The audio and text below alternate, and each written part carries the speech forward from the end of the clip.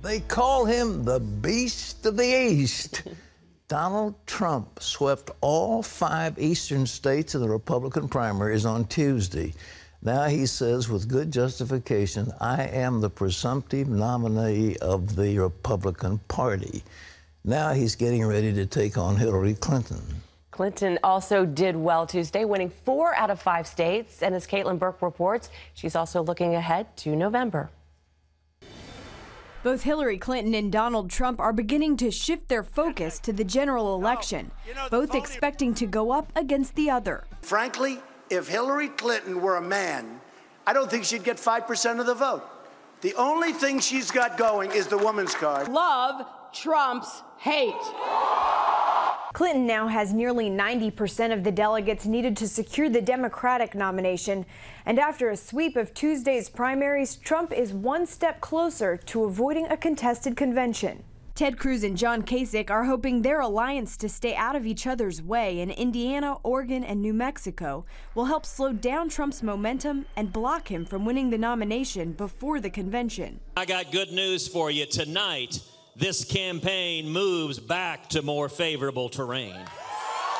The current GOP delegate count sits at Trump with 950 delegates, Cruz with 560, and Kasich with only 153.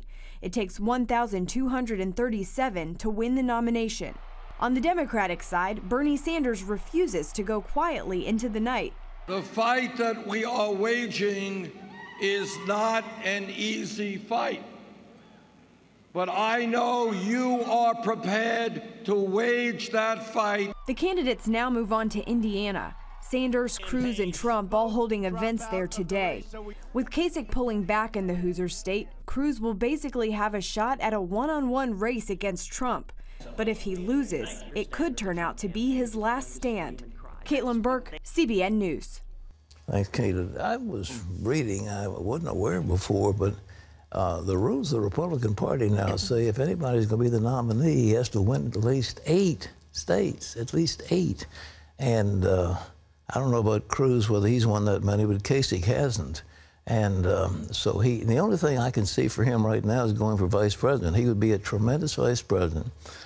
As far as I can tell, he's the only person right now in America who is capable of taking care of the federal budget, because he was head of the House Budget Committee and they put together a balanced budget. And that's an area that is of great importance in our country. And a guy like that would be a fabulous addition to the ticket. And if Trump could win Florida and Ohio, he would pretty much have the election sewed up. And I think, you know, that's the way the map goes. And with pros like Paul Manafort and I guess Charlie Black somewhere along the way will help him. But he's got a team of professionals in there, and they should open their eyes and see what's out there. But Kasich can't make it anymore, and I think Cruz is just gasping. I don't think he can go over the top either. Maybe Indiana will be the last stand, but Trump basically has it now. He won so decisively. I'm astounded. I think everybody else is just rubbing their eyes in wonderment at what he's done. But the wins in New York, the wins in Pennsylvania, and Maryland, Delaware, these other states, amazing. Well, in other news, the religious landscape of America is changing with a dramatic shift among young people. John Jessup has that story from our CBN News Bureau. That's right, Pat. Studies show millennials are less religious than their parents ever were, and that's a cause for concern among some of America's leaders. Our White House correspondent Jennifer Wishon takes a look at what it all means.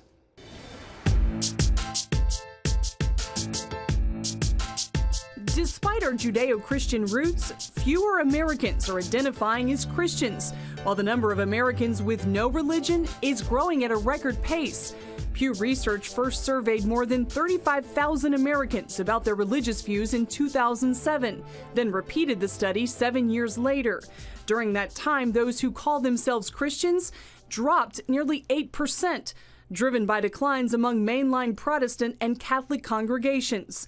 Non-Christian faiths inched up ever so slightly, just over 1%. At the same time, though, Americans who say they're atheist, agnostic, or so-called religious nuns jumped by more than 6%. making the nuns now nearly 23% of the population. 3 Christian U.S. senators, 2 Democrats and 1 Republican, recently talked about this change and the role faith plays in their jobs as elected leaders. I've struggled in 22 years in public life for sort of how to be a religious person in the world that I'm in. And what I've decided is I should just be authentically who I am, and much like I would share that I'm interested in the Kansas City Chiefs or love baseball and camping, why wouldn't, if I would share that, or if I would share that I'm married and have 3 children, why wouldn't I share the most important thing about me? Oklahoma Senator James Lankford says the nation is becoming increasingly uncomfortable with expressions of faith. I tell people all the time that faith is faith when it permeates every part of who you are. If your faith only matters to you on weekends, that's really not a faith, that's a hobby. And you can have a hobby, that's okay, but if it's a faith, it affects how I treat my wife, it affects how we treat each other, it affects how I drive, it affects how I interact with other people. It shouldn't be something that I hide because I was elected. As people of faith and lawmakers work through these issues, the senators agree open dialogue is critical. People will say you're either for religious liberty or you're for gay marriage. Or they'll say if you support religious liberty, then you're anti-gay. And they want to take that and just pull that apart. And that is factually not who we are, nor where we have been as a nation. And I think that is a very precarious road of constricting speech. Putting people in a box, Lankford maintains, silences people of faith and stops important conversations. With the growth in millennials choosing lives without faith, Senator Chris Coons worries about religious literacy among non-believers. He says an individual's right to exercise their religion must be on equal footing with individual liberty. As long as we can continue to lift up the importance of individual religious free exercise, and that it deserves an equal footing with a civil society where we respect individual liberty, we're at least asking the right questions. And fortunately, those best principles do show up in the research. Devout Christians are actually reading their Bibles, sharing their faith, and praying together more today than they did 7 years ago. Senator Kaine says we're blessed to live in a country where both sides can talk about these issues civilly. That keeps America as a beacon to parts of the world where there is no peaceful approach to separate religious beliefs. Jennifer Wishon, CBN News, Washington. Thanks, Jennifer. Pat, those are discussions we need to be having more. Well, they sure are. Well, you know, without question, this country was founded on deep religious beliefs. People, I mean, it started with a prayer meeting and the raising of a cross in the sand at Virginia Beach. And, you know, that was said by Act One, Scene One of the unfolding drama that became the United States of America. Bowing in prayer around the cross. And, you know, but when faith goes away, it did look what happened during the time of the Wesleys. I mean, England was in an awful condition. I mean, it was just awful. They had more brothels probably than they had churches. And there was poverty and there was unrest. And yet out of that came a great revival. And Wendy, you just came back from West Virginia. It looks like God's sending something in the mountain state. Fire in the mountains. Fire in the Revival mountains. in the hills. That, yeah, it's been going on. It's in its 3rd week now. It's in southern West Virginia. It's actually happening right in Williamson, West Virginia, where I went to high school. Yeah. Started in some schools, started spreading several schools, and then a church was having meetings that overflowed. They had to move into the field house where I used to be a cheerleader, and so I'm there, and it was Monday night, packed to the rafters. An evangelist from Tennessee was there, a young evangelist named Matt Hartley was there preaching, and I interviewed, this is how I believe it, this is why I believe it's real. Because when, you know, people say we're having revival meetings all the time, but because it's happening outside the church, it's happening in the schools, it's happening in the workplace. I met a young girl who said, my husband got saved today at work with some other men praying, and he wasn't even at the meeting. She says, I've been praying for him for 7 months. Wow, so I believe something's happening in the mountains, yeah. Well, and that story's coming later this week. Yeah, go tell it on the mountain. So it's coming. But ladies and gentlemen, God's not going to leave this country alone, and we will have, I mean, whatever happens to the young people, it will be suddenly an outburst of fire. We're seeing at a Regent University 300, 400, 500, 600 young people on Thursday night in a voluntary prayer. They're crying out to God, crying out to the Lord, repenting of their sins. So don't write this country off, folks. God's not finished with us by a long shot. John? Pat, in other religious news, the decline of Christianity in Europe is also going to lead to major changes. Muslims will outnumber practicing Christians in Europe very soon, according to the Justice Minister of Belgium. He told a committee of the European Parliament that it's not because there are too many Muslims. Rather, there are generally fewer practicing Christians. And the country's deputy prime minister added, quote, "The worst thing we can do is to make an enemy of Islam."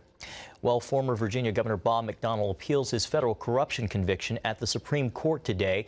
McDonnell was convicted of accepting more than $165,000 in gifts from a wealthy businessman in exchange for promoting a dietary supplement. McDonnell broke no laws in Virginia, but the Justice Department charged him with breaking federal anti-corruption laws. McDonnell maintains he never used the governor's office to help the businessman. We'll have an in-depth report on the hearing on tomorrow's 700 Club. And Pat, a lot of politicians from both sides of the aisle are watching this case closely. Well, not a lot, an overwhelming number of people who were former attorneys general, people who were leaders in their party, people who were highly respected jurists and businessmen and educators have all said the application of this law, and there's some question that the judge was highly biased, and maybe we'll talk about that tomorrow, but his rulings were unbelievably harsh. And so his charge to the jury was biased, in my opinion, and it'll be a question of what the Supreme Court thinks about it. If Scalia was still on the bench, it would be a slam dunk for Bob McDonnell, no question. But even among those who are left on the bench, many of them have felt that this so-called Hobbs Act, because it is so vague, the principles of so-called honest services are so vague that you cannot put somebody in jail because of a vague law that nobody can understand. And the fact that this many distinguished jurists are coming out and writing amicus briefs in defense of Bob McDonnell says a great deal about it. And so I would, being as that he's a good friend and a graduate of Regent University, I would ask you to pray for him, pray for this trial today. While it's going on, the argument will be taking place during this program. John? Pat, severe weather struck across the Midwest overnight, unleashing a tornado in northern Texas, along with hail and high winds that caused multiple injuries. Extremely loud, very quick, very fast moving, but very, very loud. I was on Wellman Road coming in to Lawrence, just north of town here, and was just hitting lots of standing water, hydroplaning pretty much all over the place, going about 30 miles an hour in a 55 mile per hour zone. The police chief in Howe, Texas says 4 people were injured after the vehicles they were in were caught up in the tornado. The National Weather Service Storm Prediction Center warns people from the Gulf Coast to the Midwest, North Carolina, and Virginia to be on high alert for nasty weather today. Well, severe obesity is only getting worse among American kids, according to a new survey. Health Day News reports researchers looked at data from 1999 through 2014 for kids ages 2 to 19. They found a third were overweight and nearly a quarter were obese. More than 2% were severely obese. That raises the risk for heart disease, type 2 diabetes, and cancer. The lead researcher says we've created a culture where kids aren't very active and have easy access to fat food. But Pat, she did say that it's possible to make necessary changes so that kids can be healthy. First of all, I want to say to parents, children do not eat what you do not give them. If you don't give them the food, they don't get it. If you go to the store and you buy sugar pops and you buy frosted flakes and you buy all that stuff that's put out. Now, what's the problem? It's sugar. And we have an epidemic of inflammation, and the inflammation is caused by too much sugar. Diabetes, type 1, type 2 diabetes, especially type 2, is coming about, and the health of these young people is being imperiled.